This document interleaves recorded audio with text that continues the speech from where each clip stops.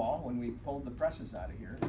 And it was kind of a time when John was kind of at a crossroads there, and he had to figure out what he wanted to do. Is he going to slide out for the next 10 years and do something, or is he going to do something different? And he really reinvented himself at that time. And he came, he just had a ton of energy and a ton of drive, and he surrounded himself with some young talent and developed them along the way, and did a lot of great things on the paint system and assembly aids and Sockville, and did a bunch of stuff like that. And he's definitely been in demand for your talent and your help and everything like that. But I guess the one thing I'd just like to say is I really believe that when the Kohlers put together the core competencies, I think they were trying to describe John. And I think that's he's been a great guy, a great friend, and I appreciate all you've done for me and all you've done for Kohler, John, and we just really wish you the best. Now, could I have done it without my wife? You know, as Dick said, you know, Kohler Company is a company that's you know, very rich in history, and many people have worked all their lives, you know, in Kohler. And some people, few people, I would say, exempt the guiding principles as much as John. And the first sentence in guiding principles is to live on the leading edge of design and technology in product and process. And so, you know, John maybe didn't design a lot of products, but he certainly designed a lot of processes.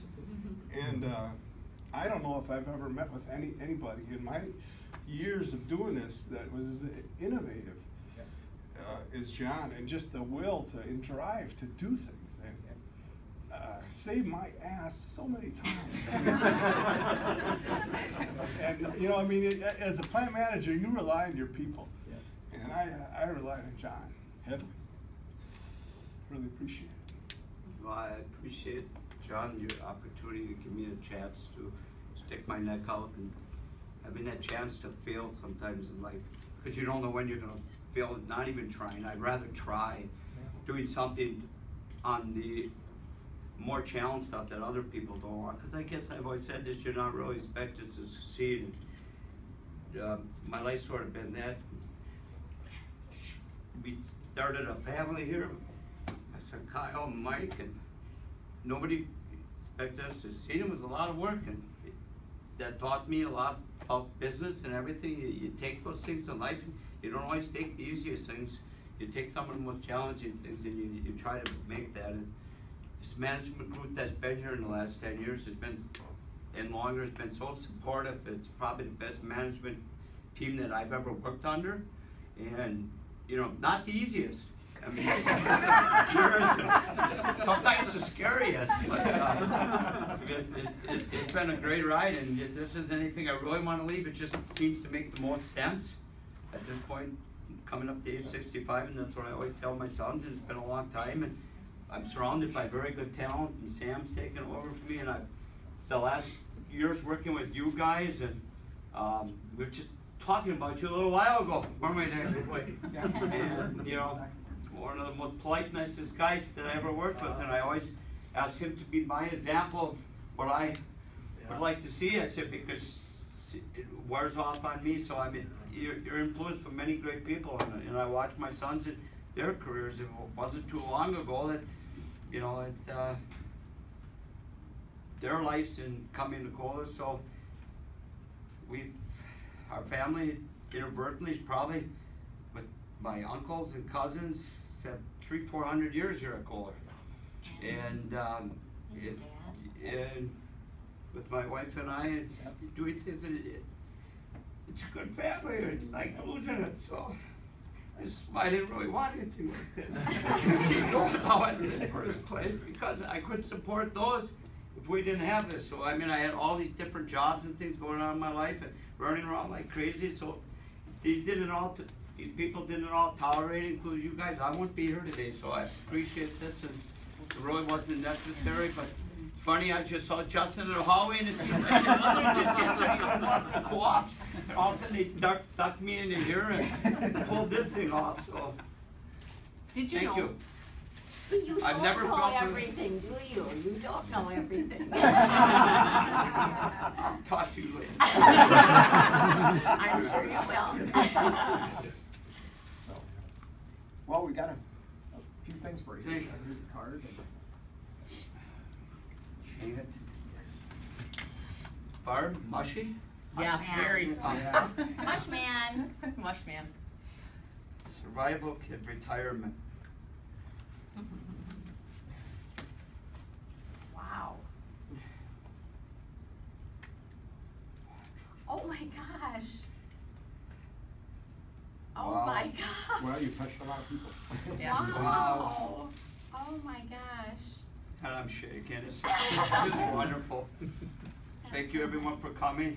I'm glad you guys could take some time away and see a little bit of my madness too, because you know it all. So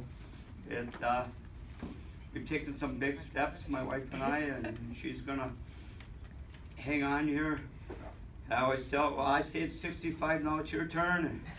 And we'll see how it goes. And I'm gonna head up north to the Hague and spend some time up there and probably just sit on my butt, right? Because when I sit, I don't move so good anymore. So I like to stay moving and going along. So we'll do a lot of different things. And my wife is gonna have to find a little bit different residence because we sold our house here. Now we're gonna close on it in a couple of weeks. And I just didn't want 2 properties, and we didn't want all that. And we had to help the kids in getting rid of that property, and they all have nice homes, so we weren't able to pass that on. And seems like there's a nice young couple that will be taking that over in a Time for couple a new weeks. family to raise their Yep, children. so Hocevar also, and all the times coming over and watching all the kids chase around the house, like I never let my kids chase around the house. But I always said, but they do that in their homes, and so I thought, why was that so important to me? So I've learned a lot of things through life. There's a lot of good people, and I worked with those people. So you guys probably were my first family. I probably didn't put my priorities in order. I think my wife waited once or twice for me in the parking lot. Oh, yeah. We also talk about that. To If an only hour if or only two. I had a cell phone back when I did it. So and it all went so fast. So I hope if you learn anything from me, it just goes so fast. I mean, I keep those reminders of all different things up on the wall to me, so I don't forget how important it all was, and how fast it went. I was, one of those guys that came here, or maybe always had all the answers, but really didn't. I had to learn to change a lot, and I think you all had this conversation, your family and the ones closest to you, and you're all close, those are the ones that help you most. So if you got one person telling you something's wrong, or 2 or 3 or 4, if you got 5 or 6, you better start listening. So there's at least 5 or 6 here, so I always had to listen to you. I always thought, there was something I had to learn, and in working with you guys and Gary and some of the closer people, and with Matt, I tell them the same thing. God darn, maybe it takes me 3 times to hear you, but after a while I do it. Jeff and Bill and you guys, I never listened to you. I was scared the living heck out of you guys, but I don't really have any more to say, because I'm supposed to keep this about 15 seconds, and I don't usually do that too good, do I, John? So in closing, I would say when you drive by a Kohler facility, you see the little man on the gold emblem or the bronze emblem, and it says, "He who toiled here has met his mark." Yeah. That's you. Yeah, there's a story, can you believe this? I got to make the mold for that thing. See? Yeah, and I got to cut the mold off with my foreman because somebody put the wrong hardener in it and it didn't cure.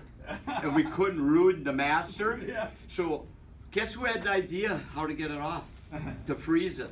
We went out and bought dry ice and we froze it. And then we quick pulled it off.